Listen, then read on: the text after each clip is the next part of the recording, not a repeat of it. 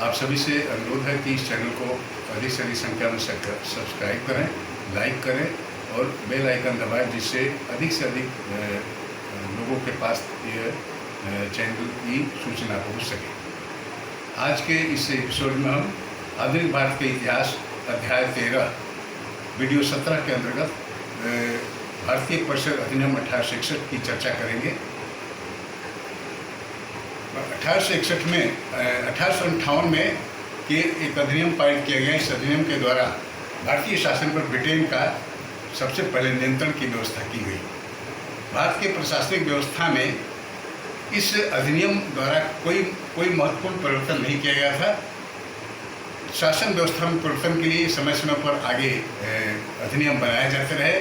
उन्हीं में एक अधिनियम था 1861 का भारतीय परिषद अधिनियम या Indian council act 1861।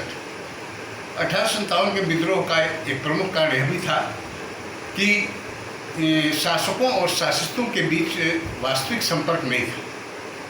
Sir Syed Ahmad Khan ने लिखा है कि इन्होंने लिखते इस बात पर बल दिया है कि परिषदों में कोई भी भारतीय सदस्य न होने के कारण सरकार को जनमत जानने और सरकारी इरादों के प्रति जनता के भ्रमों का निवारण के लिए कोई उपाय उपलब्ध ही नहीं था। भारत के विधि निर्माण पद्धति में भी कुछ गंभीर दोष थे।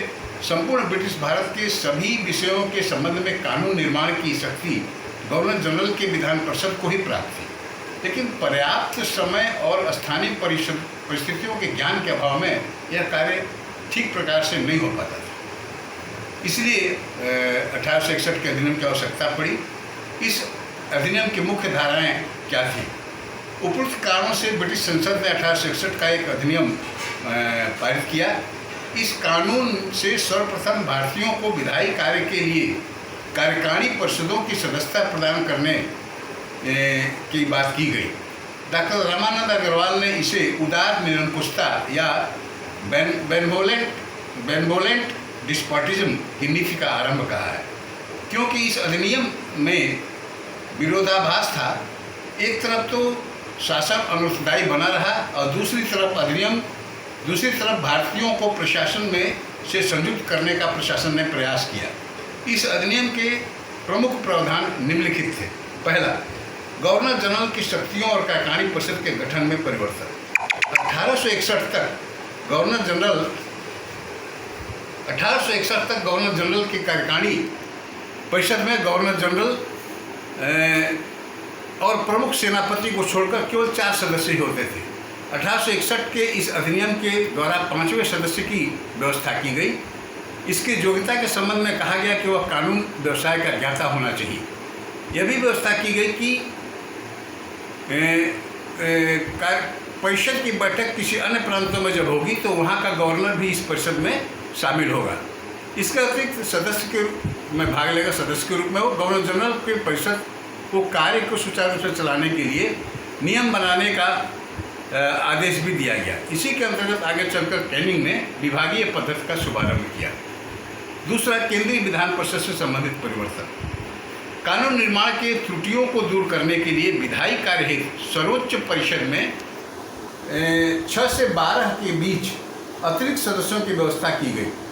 इन सदस्यों को गवर्नर जनरल द्वारा नामित किया जाने लगा तथा इनमें से कम आधे सदस्य गैर सरकारी हों, ऐसी व्यवस्था की गई। इस परिषद का अध्यक्ष सभापति गवर्नर जनरल या उसके द्वारा नामित सदस्य होते थे।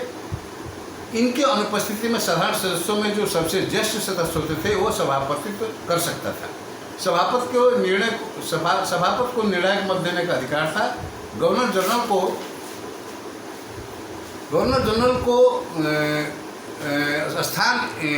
इस कानून बनाने के लिए स्थान और समय निश्चित करने का अधिकार दिया गया और उसे इस परिषद के मीटिंग को स्थगित करने का भी अधिकार दिया गया। विधान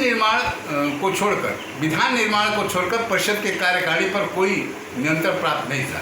प्रश्न पूछने, बजट पर बहस करने तथा अन्य प्रस्तावों को पेश करने का कोई भी अधिकार इन्हें नहीं था। इसके सदस्यों को सार्वजनिक ऋण, भारतीय आय, धर्म तथा धार्मिक रीति रिवाज, सेना और उसका अनुशासन, देशी नरेश और रियासतों से संबंधित प्रश्न पर कानून बनाने के पहले जो प्रस्ताव पेश करना था उसके लिए गवर्नर जनरल से पूर्व स्वीकृति लेनी आवश्यक थी। प्रत्येक विधेयक को अधिनियम बनाने के लिए गवर्नर जनरल की स्वीकृति आवश्यक थी। गवर्नर जनरल किसी भी विधेयक को सम्राट की स्वीकृति के लिए सुरक्षित रख सकता था और सम्राट किसी भी विधेयक को जो गवर्नर जनरल द्वारा पारित था उसे भी रोक सकता था, उसे भी समाप्त कर सकता था। 1861 के अधिनियम द्वारा गवर्नर जनरल के आपात काल में अध्यादेश जारी करने का अधिकार दिया गया। यह अध्यादेश 6 माह तक वैध रहते थे, जब तक कि उसके पूर्व सपरिषद भारत मंत्री या सर्वोच्च विधायी परिषद इसे अस्वीकृत न कर दे। अब तीसरा बिंदु है प्रांतीय क्षेत्र में विधान निर्माण और अन्य व्यवस्थाएं। 1833 ईस्वी के अधिनियम द्वारा प्रांतों के विधान बनाने के वापस लिए गए अधिकार को 1861 के अधिनियम के द्वारा पुनः प्रदान किया गया।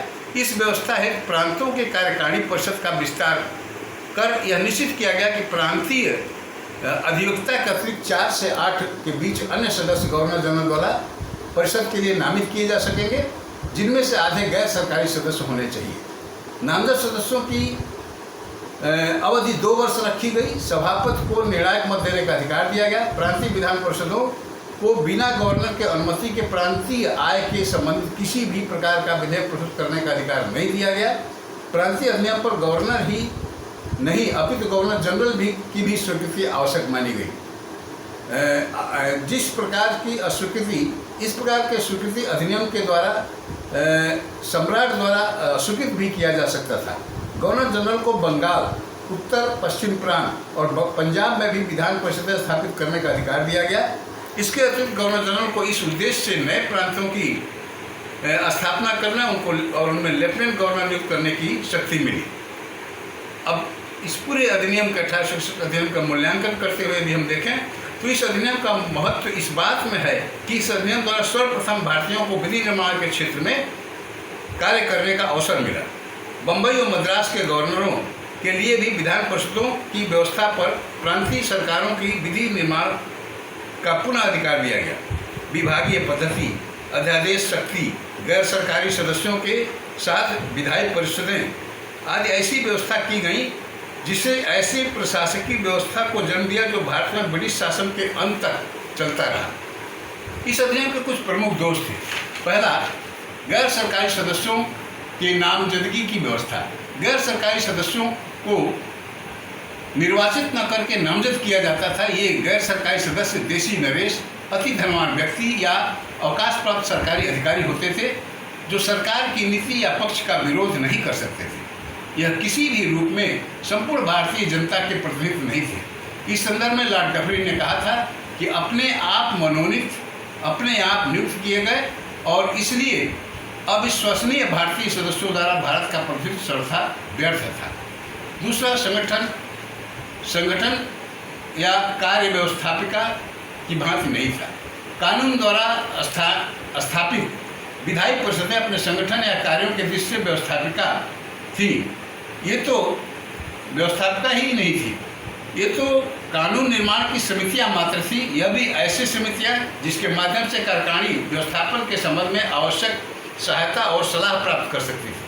कूपलैंड ने लिखा है कि ये परिषदें देशी नरेशों के उन परंपरागत दरबारों की तरह होती थीं जिनका आयोजन प्रजा के विचारों का ज्ञान प्राप्त करने के लिए किया जाता था। तीसरा, गवर्नर जनरल के अध्यादेश जारी करने की शक्ति।